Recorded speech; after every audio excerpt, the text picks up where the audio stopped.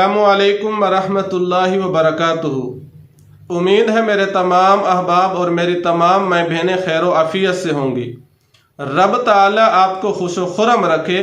रब ताला हर किस्म के मसाइब और परेशानियों से आपकी और आपके अहले खाना की हिफाजत फरमाकर रब ताला आपको दुनिया और आखिरत के एतबार से खुशहाली और फरावानी वाली ज़िंदगी अता फरमा दे, आमीन।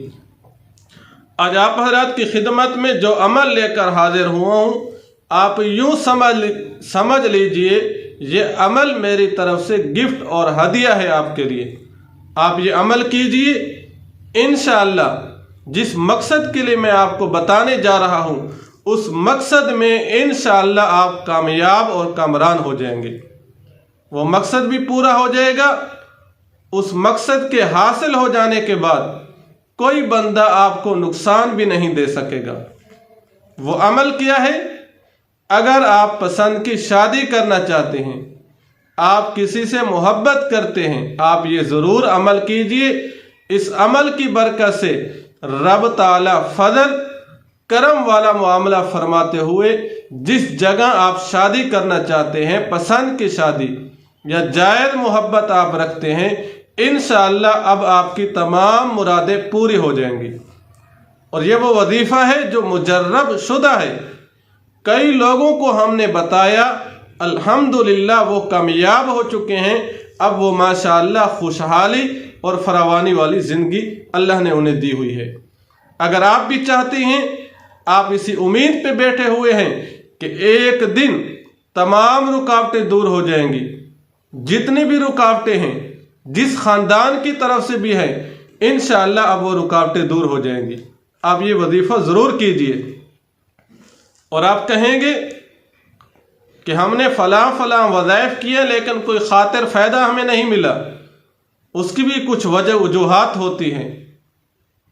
कोई भी पीर साहब, आमिल साहब, मुफ्ती साहब जब अमल बताते हैं वो अपनी तरफ से नहीं बताते। शरीयत की रूह से वो अच्छा होता है, आपके लिए बेहतर और करामत होता है, तभी वो आपको बताते हैं। और वो अमल उनकी अपनी तरफ से भी नहीं होता। और ऐसा नहीं है कि वो आपको मकसद पूरा करके दे रहे हैं, बल्कि वज़ाइफ का अमल, वज़ाइफ का मकसद ये होता है कि रब ताला से आपका ताल्लुक मजबूत हो जाए। तो जब भी हमारे वज़ाइफ में से कोई आप वजीफ़ा करना चाहें, पहली शर्त यह है रब ताला की ज़ात पर आपको मुकम्मल यकीन और भरोसा होना चाहिए। आज अक्सर लोग हमसे रब्ता करते हैं, मुफ्ती साहब हमने फ़लाँ वजीफ़ा किया लेकिन उससे हमें नफ़ा नहीं पहुंचा, फ़ायदा नहीं पहुंचा। उसकी वजह क्या होती है? वजीफ़ा करते हुए हमारी सोच होती है कि पता नहीं इस वजीफ़ा के करने से हमारा काम होगा या नहीं होगा। आज जब हम डॉक्टर से मेडिसिन लेते हैं, अपने बच्चों का अपना इलाज करवाते हैं, कभी हमने डॉक्टर साहब से ये नहीं पूछा आप जो मुझे मेडिसिन दे रहे हैं, जो मेडिसिन लिख रहे हैं, आया इससे मेरे बच्चे को सेहत मिलेगी या नहीं मिलेगी, मुझे सेहत मिलेगी या नहीं मिलेगी। हम ये अल्फाज क्यों इस्तेमाल नहीं करते?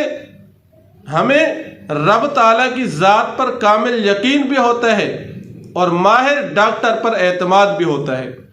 यही हाल, यही रवैया जब हम वज़ाइफ करना चाहें उस वक़्त भी हमारा ये रवैया होना चाहिए। वज़ाइफ करते हुए हमें मुकम्मल रब ताला की ज़ात पर कामिल यकीन होना चाहिए।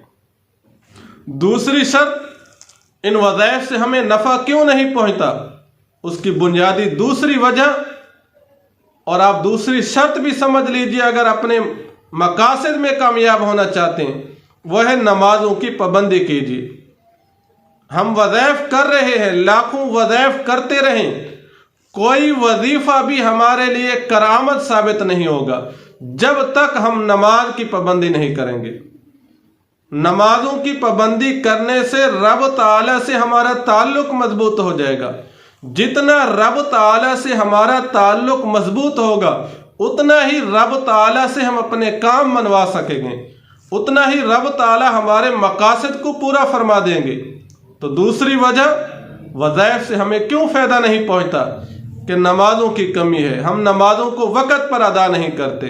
नमाजों की पाबंदी फरमाए, انشاءاللہ آپ رب تعالیٰ سے جو بھی دعا فرمائیں گے انشاءاللہ رب تعالیٰ آپ کی دعا کو ضرور قبول فرمائیں گے۔